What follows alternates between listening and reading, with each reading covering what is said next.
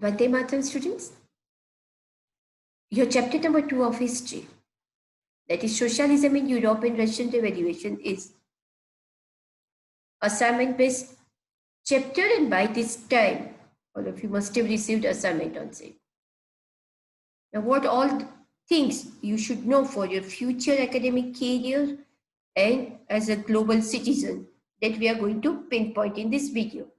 First, during the end of the from the beginning of the 19th century, not during the end of the 19th century, from the beginning of the 19th century, European society was divided into three groups: liberals, radicals, and conservatives.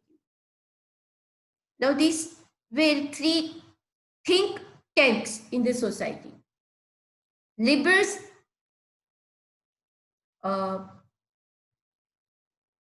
completely opposed the uncontrolled power of dynastic rulers. They wanted parliamentary form of the government.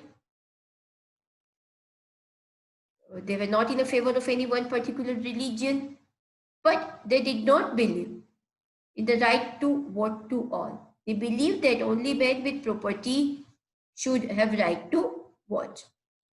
In compared to that,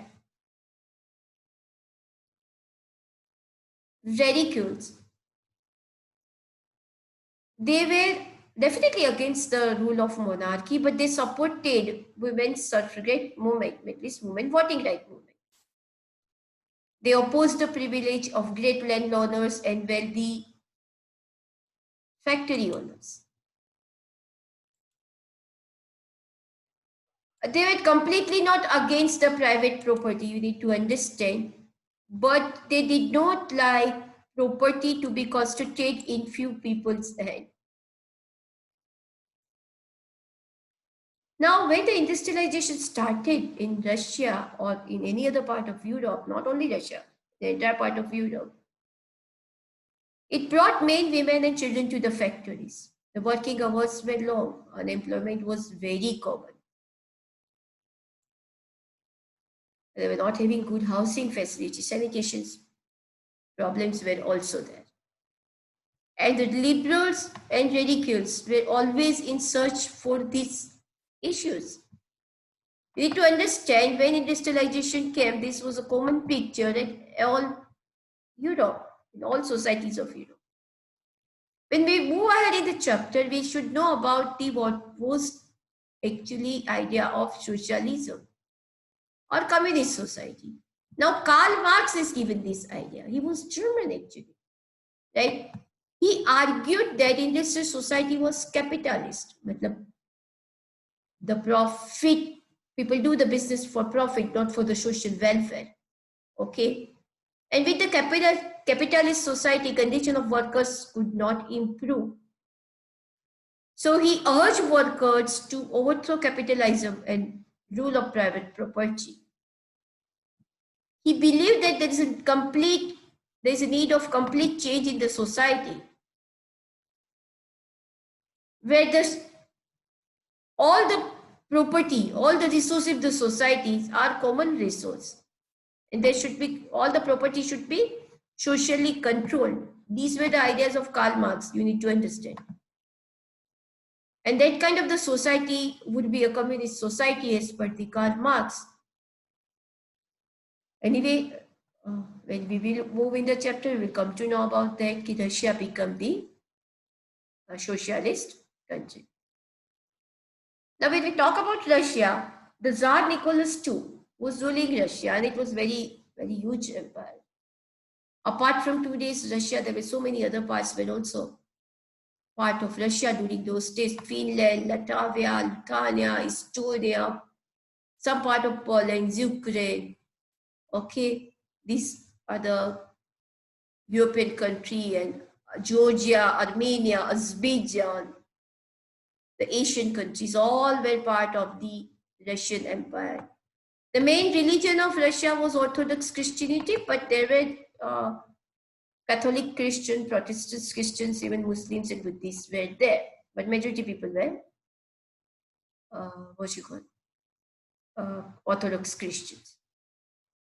Now, Russian society, or Russia during that time, was one of the poor country. 90% population was dependent upon agriculture. Industrialization was new to them. Industrialization came much later into the Russia compared to other part of Europe. The few people like Lenin, Vladimir Lenin, he gave idea of socialism which Karl Marx was advocating to the Russia. He wanted that kind of society in Russia. You need to understand, Lenin was a leader of one party and that party's name was Bolshevik. Vladimir Lenin was the one who believed when Tsar was ruling there that there should be communist kind of, socialist kind of society into that. Now, Russia was facing lots of problems from the beginning of the 20th century. Interesting part was here is Bloody Sunday, right? Which actually changed Russian society's thinking. The Father Gapon led one procession and that was attacked by Tsar's security forces and more than 100 workers killed. Now, by that, all the lawyers, doctors, engineers, and other middle class people of Russia came out and they started to demand for something called Constituent Assembly. The Tsar formed a Duma. Duma means parliament, but he was not answerable to Duma. The First World War started and Russia did very badly in First World War during first 2 years. They lost more than 70 lakh people. The industries of Russia were badly suffered and there was acute food shortage in the country. So people started to rebel against the Tsar. And finally, by February 1917,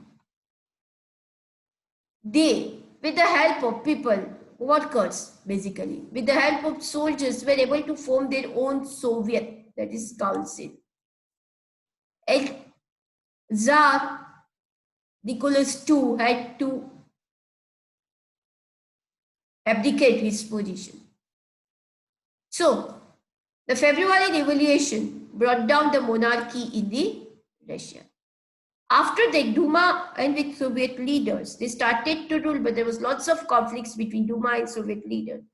Lenin Bolshevik group firmly believed that Duma was during those times, Duma was full of rich people, and again power is going into the hand of those who are having property.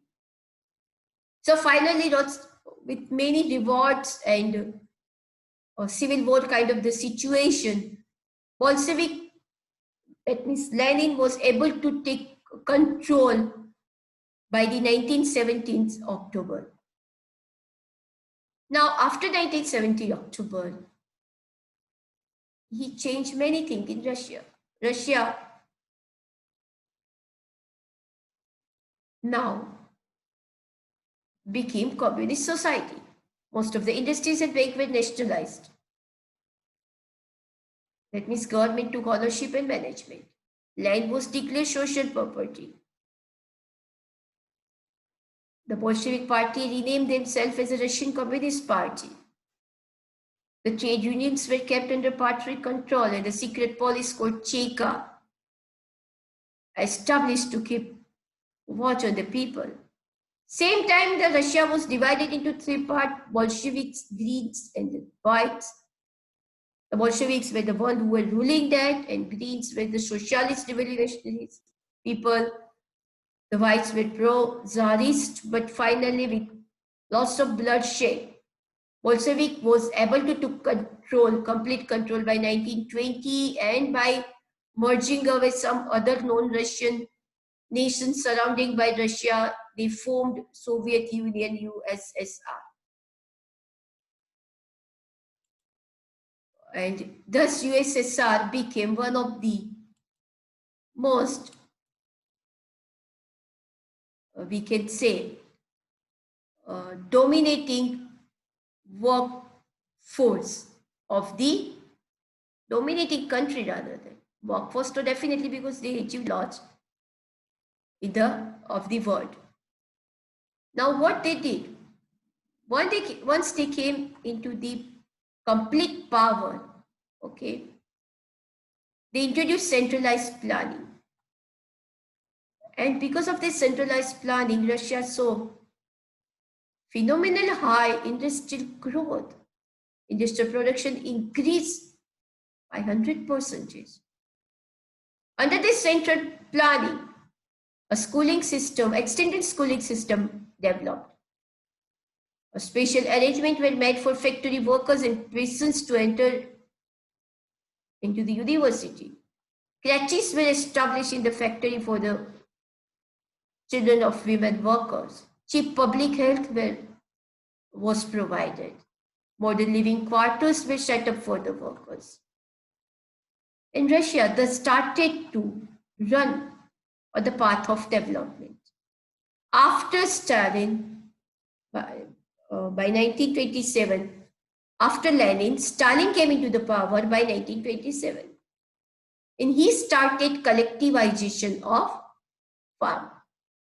That means the land was transferred to the ownership of the collective farms.